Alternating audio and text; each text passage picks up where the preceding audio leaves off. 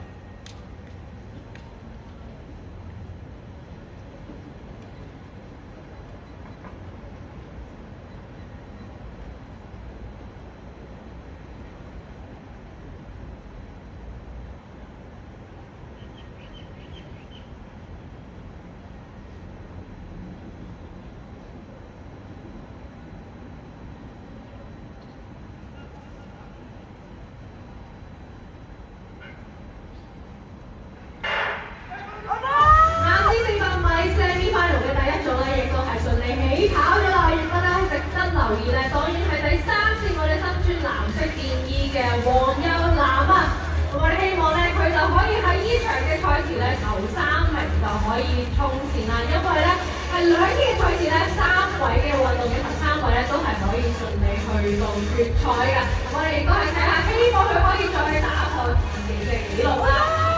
好啦，咁快就嚟到最後100米啦，準備。咁我哋睇下先，而家係第2節鐘，佢係領先緊嘅。咁中間位置咧，睇下佢嘅選手咧，亦都係非常之快追過咗中國嘅選手，而喺最出嘅位置咧，其實都係跟得非常之跳，但係咧毫無懸念咧，46秒54啊，係嚟自卡塔爾嘅選手，亦都係恭喜晒佢啊！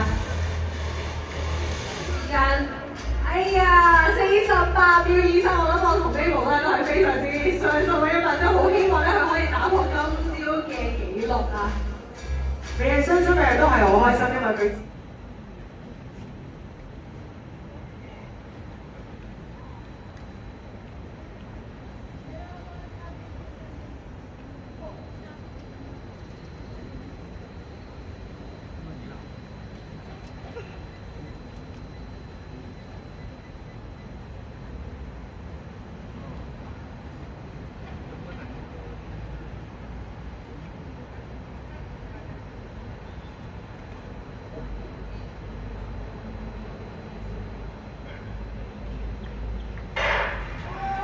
男子400米複賽第2組就已經開始咗啦，要爭取入到決賽咧，必須要喺呢一個組別攞到頭3名，又或者係跑到47秒02以內嘅，因為頭先嗰組嘅第5名咧時間已經係47秒02㗎啦。咁喺呢一組裏面咧，其實最外嗰5條線嘅選手咧，佢哋嘅個人最佳成績分別都係會喺47秒以內嘅，所以大家都好有機會分出2決賽嘅。咁去到差唔多最尾100米嘅距離咧，亦都係見到咧。